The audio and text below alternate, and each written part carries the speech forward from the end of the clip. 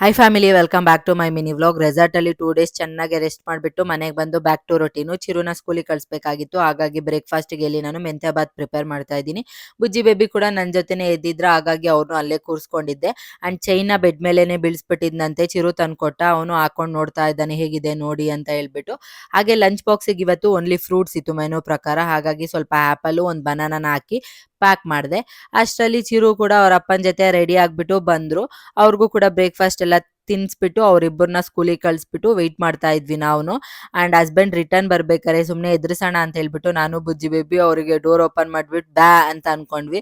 ಅವ್ರು ನೋಡಿದ್ರೆ ಎದುರುಕೊಂಡೇ ಇಲ್ಲ. ಅದಾದ್ಮೇಲೆ ಏನೋ ಕವರ್ ತೊಗೊಂಡು ಬಂದು ಕೈಯಲ್ಲಿ ಕೊಟ್ಟರು. ಏನು ಅಂತ ನೋಡಿದ್ರೆ, ಮೊನ್ನೆನೇ ಹೇಳಿದ್ದೆ ಇದನ್ನು ತಿಂದರೆ ಹಿಮೋಗ್ಲೋಬಿನ್ ಲೆವೆಲ್ ಜಾಸ್ತಿ ಆಗುತ್ತೆ ಅಂತ ಹೇಳ್ಬಿಟ್ಟು, ಅದನ್ನು ನೆನಪಿಟ್ಕೊಂಡು ಮತ್ತೆ ತೊಗೊಂಡು ಬಂದು ಕೊಟ್ಟಿದ್ದಾರೆ. 2 ಸಿಕ್ತು ಅಂತ ಹೇಳ್ಬಿಟ್ಟು.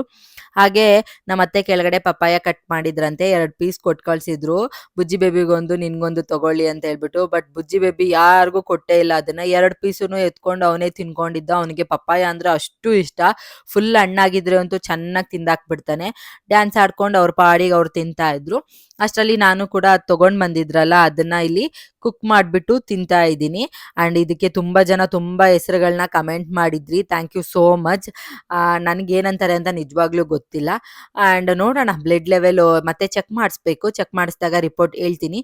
ಅದಾದಮೇಲೆ ಮತ್ತೆ ರೆಸ್ಟ್ ಮಾಡಿಬಿಟ್ಟು ರೆಡಿಯಾಗಿ ಫ್ರೆಶ್ ಅಪ್ ಎಲ್ಲ ಆಗಿಬಿಟ್ಟು ಚಿರುನ ಕರ್ಕೊಂಡು ಬರೋಕ್ಕೆ ನಾನೇ ಹೊರಟೆ. ಹಸ್ಬೆಂಡ್ ನೀನೇ ಹೋಗು ಅಂದರು. ಹಾಗಾಗಿ ಚಿರುನ ಕರ್ಕೊಂಡು ಆನ್ ದ ವೇ ಬರ್ತಾ ಸ್ವಲ್ಪ ಬನಾನ ಎಲ್ಲ ಸೇಲ್ ಮಾಡ್ತಾ ಇದ್ರು. ಅಲ್ಲಿ ಎಲ್ಲ ಈಸ್ಕೊಂಡು ಪೆಟ್ರೋಲ್ ಕೂಡ ಹಾಕಿಸ್ಕೋಬೇಕಾಗಿತ್ತು ಗಾಡಿಗೆ. ಅದೇನೋ ಒಂಥರ ಫೀಲು, ನನ್ನ ಗಾಡಿಗೆ ನಾನೇ ಪೆಟ್ರೋಲ್ ಹಾಕಿಸ್ತಾ ಇದ್ರೆ ಖುಷಿ ಆಗುತ್ತೆ ನನಗಂತೂ. ಅಲ್ಲಿಂದ ಈಸ್ಕೊಂಡು ಬಂದಮೇಲೆ ಸೊಸೈಟಿಯಲ್ಲಿ ರೇಷನ್ ಕೊಡ್ತಾ ಇದ್ದಾರೆ ಅಂತ ಹೇಳಿದ್ರೆ, ಸೊ ಹಾಗಾಗಿ ತೊಗೊಂಡು ಬರೋಣ ಅಂತ ಹೇಳ್ಬಿಟ್ಟು ಹೋಗಿದ್ವಿ. ಎಲ್ಲ ಈಸ್ಕೊಂಡ್ಮೇಲೆ ಹಸ್ಬೆಂಡ್ ಕೂಡ ಬಂದರು.